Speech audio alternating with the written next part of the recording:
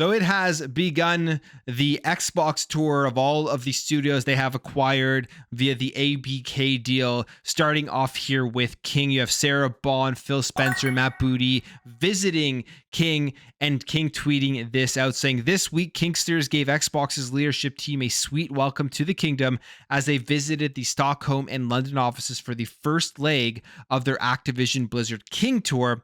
With King's mission of making the world playful align with Xbox's aim of bringing the joy and community of gaming to everyone on the planet, this is only the beginning." So they're going on a large tour here. They're going to go visit all of the ABK studios, take a look at the games they're working on, take a look at the resources and technology that they use to develop the games that they're going to be able to look at and bring over to all the other Xbox first party studios and see how this all can work together. This is the beginning, and I'm sure we are going to hear more about this going into 2024, but you can see the pictures from the visit to King with Phil Spencer, Matt Booty, and Sarah Bond, and them sitting around here. And this kind of brings me back to when Xbox finally acquired Bethesda, when the deal was finalized. Then they had that big roundtable. They talked about the future of the Bethesda games, how Xbox was going to handle them, making the newer games and the first party games exclusive to the Xbox ecosystem. And I wonder if that same thing is going to happen here with Phil Spencer and Xbox as they go and visit all of these studios. At the end of it all, probably at the beginning of 2024, will there be some big roundtable that is streamed to all of the fans out there where they bring in the biggest people at Activision, Blizzard, and King, and they talk about the future of Xbox, the future of those studios being first party Xbox games, how they're going to be utilizing the resources, the technology, and the IPs to bring out awesome content for Xbox, and talk about specifically what they're going to be doing in the future with games coming to Game Pass and the exclusivity stuff with the Xbox ecosystem. I mean, we kind of already know what's going to happen. Call of Duty is going to be everywhere. All the older Activision Blizzard games that are on the platforms are going to be everywhere, but the new IPs, those are most likely going to be exclusive to the Xbox ecosystem. And I would love to see if they have any time between now and then when they have a big announcement, if they've discussed getting those older IPs out there and teams wanting to work on them. We know Phil Spencer has talked about it and saying he doesn't just want to put out these old IPs to make money and just for the pure profit purposes, but he wants teams that are actually passionate to want to bring out these old IPs and then make something great for the gamers, which is awesome to hear. I mean, I'm sure there are a lot of people at Activision Blizzard who are chomping at the bit here to know that they aren't under the reign of the old leadership, where they've been pretty much told, at least on the Activision side, you are working on Call of Duty and that's it. Now it seems like they're going to have a lot more room for creativity to go out and make different styles of games, smaller projects, as we have seen Xbox do with their first party studios, do with the Bethesda studio. So pretty exciting time, and I'm excited to see when this roundtable is going to be. Now let's jump over here to a confirmation of another first party Xbox game that is in the works with People Can Fly. So that's the Outriders dev and the Bulletstorm dev. Both games that I thought were actually very good. I really enjoyed Bulletstorm and Outriders as well. I played through pretty much a lot, the whole campaign, and then some of the end game stuff. And I thought that, yeah, it wasn't the best game in the world, but it has, I thought, some of the best shooting mechanics for a third-person looter shooter. It was just very, very tight what they did with Outriders, and it was also one of those surprise day one Xbox Game Pass games. So we have some more content acquisition confirmation and announcement here. And this here's from Windows Central. It says that Xbox is making an unannounced third-party exclusive deal with People Can Fly, or they have made it with People Can Fly. And this game is called Project Maverick. And this actually now has been 100% confirmed by a job description giving information on what they're working on. It says, in this role, you will elevate the profile of the UI engineering discipline consistently across both projects and the wider PCF group by ensuring optimal staffing, predictable development, maximizing growth within the team, and keeping the bar high. People Can Fly confirms that Project Maverick is an Xbox project, saying Project Maverick is a yet unannounced AAA game developed with Microsoft. The game development involves our European and North American teams. So there you have it. There is another big game coming from People Can Fly that is going to be an Xbox exclusive ecosystem game.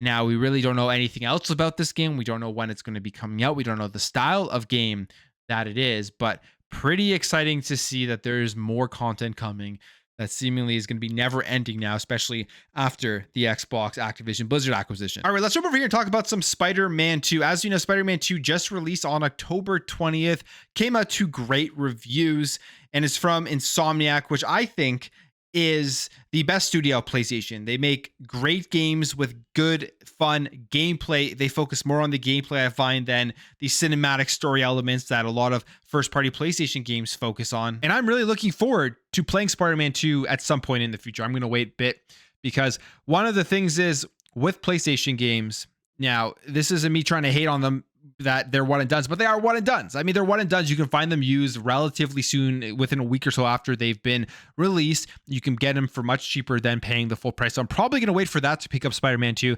But we're seeing a lot of talk here about bugs and people calling it Bugman 2 and all this stuff, Spider Bug 2. All of these names they're calling it out for. And it's always hard to decipher, like, is this just because it's the console war things, or are there actually significant bugs in this game where it is making people hurt their progress in the game, hurt their enjoyment, and those types of things. We saw the exact same thing here with Starfield, although I think across the board in general, Starfield was very good in terms of not having very many bugs. I know my playthrough of Starfield, I barely experienced any bugs. There were some very minor ones, but nothing crazy. I feel like it's probably the same here with Spider-Man 2, but we do have this where it says some Spider-Man 2 physical copies are failing to install. It's claimed. And there is an entire Reddit board, which would be a huge issue. Obviously, if you're excited to get this game, you're going to install it, and then it just isn't installing. We've seen a number of other things like graphical glitches happening. Some people are saying that these bugs are being forced, which is absolutely absurd. It always seems like there's some sort of narrative to offset the actual truth of what's happening when it comes to these PlayStation games, where obviously there are some people that are going to go out there and try to break the games. I mean, that probably happens in every single game, but a majority of bugs that we are seeing pop up on social media, these aren't people going out there and forcing these bugs to occur. They're just organically playing the game, capturing the footage, and putting them up. Now, I don't think this is a massive widespread issue, but we did get this tweet here from ACG, who's somebody, when it comes to reviews, I absolutely trust pretty much all the stuff that he puts out. And there's no reason why he would come out and say something like this unless there were some actual issues that he has encountered or that he's heard of and believes that these are something to bring up. He says this: stunned at how buggy Silver and Abe's game of Spider-Man 2 have been. I usually am the unlucky one, which is why I have specific section in reviews to discuss. But while I had only a few, their playthroughs seem to be rife with difficulties and crashes. They share their issues here, though admittedly, that is sadly sometimes how bugs work. And then he says, update on Spider-Man 2 bugs. I feel very comfortable now saying that Spider-Man 2 Day Zero patch, Elden Ring Day Zero patch, and the Hunter Simulator Day Zero are all part of a particular very small set that have induced more bugs or performance issues in their games. I have brought this up many times on the podcast that it can happen, but is rare. However, this is 100% for sure a thing with Spider-Man 2. Been testing it all night. So there was a Day Zero patch or a Day 1 patch, whatever you want to call it, where they came out, Insomniac came out, they put out a huge post and saying they highly recommend downloading this patch, but it seems like it's actually causing more bugs than it is helping. And this is something we see across the board. This is the thing. Spider-Man 2 is not an exception. Pretty much every new game that comes out in 2023 and in the last number of years have had bugs. I mean, we don't get completed games anymore at launch. That's just a simple fact. I mean, even with some features like the New Game Plus that's on in Spider-Man 2, as well as the lack of being able to replay missions, which nobody seems to be talking about, but Halo Infinite, when it released, didn't have mission replayability and everybody jumped on it. So these games do not release complete. There's always bugs. It's just a matter of which games now from these big AAA devs are releasing with less bugs than the others, and which games are releasing with minor bugs that aren't really affecting your experience. I'm feeling like Spider-Man 2 is probably falling in that category where the bugs are minor. Most people aren't experiencing too many of them, and most people's experiences aren't going to be ruined by these bugs.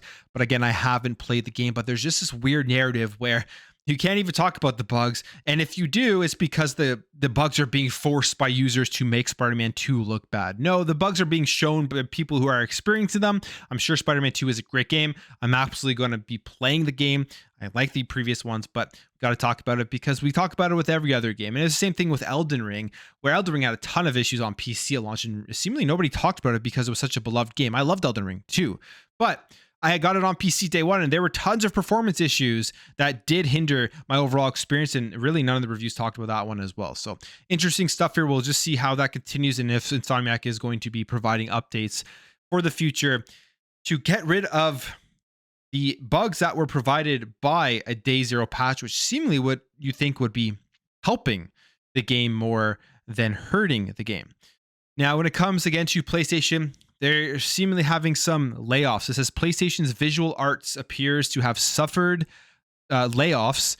And this is from the former senior level designer, Daniel Belmere, saying this.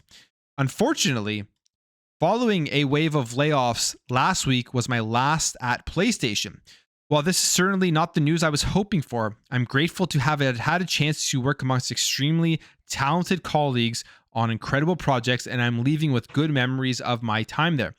Now, he is based in San Diego and was working on an unannounced project, and it's unclear if he was based at the PlayStation Visual Arts Group or Sony San Diego. So there are more layoffs happening across the industry, and it isn't, and PlayStation is not an exception, as we have another former employee here, Matt Barney, saying, goodbye, PlayStation, Sony Interactive Entertainment. It's been real for the past few months. I knew this layoff wave was coming.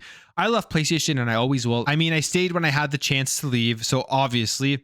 And I think there are a couple of other ones here where we see other developers have posted on social media about their contracts with PlayStation Visual Arts. Rigging artist Sean Teo, who worked on The Last of Us Part 1, wrote on his LinkedIn page, hey everyone, my contract at PlayStation Visual Arts has unfortunately come to an end. I'm currently looking for a new role and I'm flexible with working on video games, cinematic films, and commercial work. So layoffs, contracts coming to an end. It's sweeping across the entire industry. It's just the way it is right now, with it being harder to get that return on investment, with games costing more and more to make. And again, PlayStation here is no exception on the layoffs that are hitting widespread throughout the industry. All right, let's talk about this because this is very cool. And when people talk about the Xbox marketing, a lot of people have issues with it. I thought for the longest time, Xbox marketing has not been good. They're slowly improving themselves.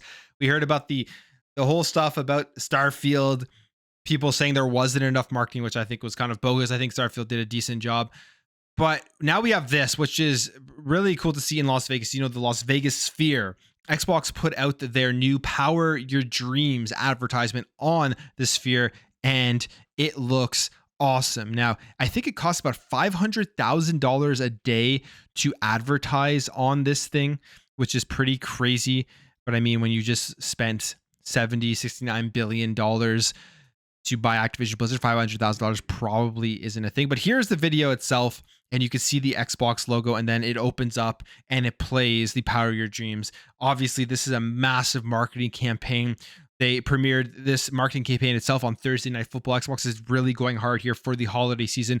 They now have the content and the games to really wow people to go out and sign up to Game Pass. And that's probably why they're spending a ton of money here to try to push Xbox forward with these big marketing campaigns. That was pretty cool. And I think the day after, actually, Spider-Man 2 had their marketing campaign on this Las Vegas Sphere. This thing has been really interesting to see some of the stuff that has been put on the Sphere itself. Now, when we talk about Starfield and Halo, this is what really cool, because we may see more collaborations like this from the actual studios themselves. But in the meantime, this is why mods are great.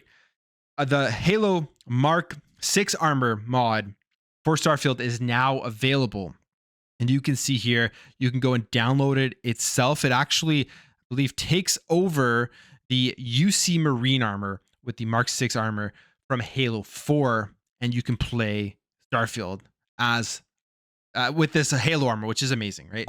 With Master Chief. So, I mean, this is something I would love. I would love to play through Starfield like this. There are lots of cool different types of armor, lots of cool different weapons, but being able to have this in Starfield 2 of Xbox's, I mean, biggest properties right now, you got Halo, which is doing very well with Season 5. You have Starfield, which is still a top game out there. Putting those two together is going to be really cool to see. And it looks great too. I mean, graphically it looks great. Whoever did this did a really, really good job with this mod. So awesome to see that stuff playing out. All right, let's end off talking about some Assassin's Creed. So Assassin's Creed this year is taking a break from those massive open world versions of the games, which I love. I also love the old stealth style versions, but the next upcoming open world one is one that I'm extremely excited about.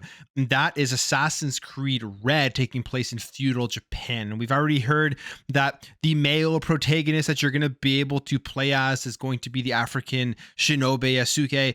And now it looks like we have some information on the female protagonist, on what she is going to look like. So this was posted here on the writer of the game, or one of the writers' profile, Pierre Boudreau, appearing to show what could be the player character from Assassin's Creed Red. You can see the picture here. You can see here the female protagonist, and her pose and everything is literally the exact same as what we're seeing here in the marketing promotional material. So you could pretty much assume this is going to be the female protagonist. I can't wait for this game. You're going to, like all the open world ones, have the choice between the male or the female protagonist, and it's going to be taking place in feudal Japan, which I think is going to be awesome. But I'm going to end the video there, guys. If you did enjoy this video, hit that thumbs up. If you are new here, hit that subscribe, and I'll catch you guys in the next video.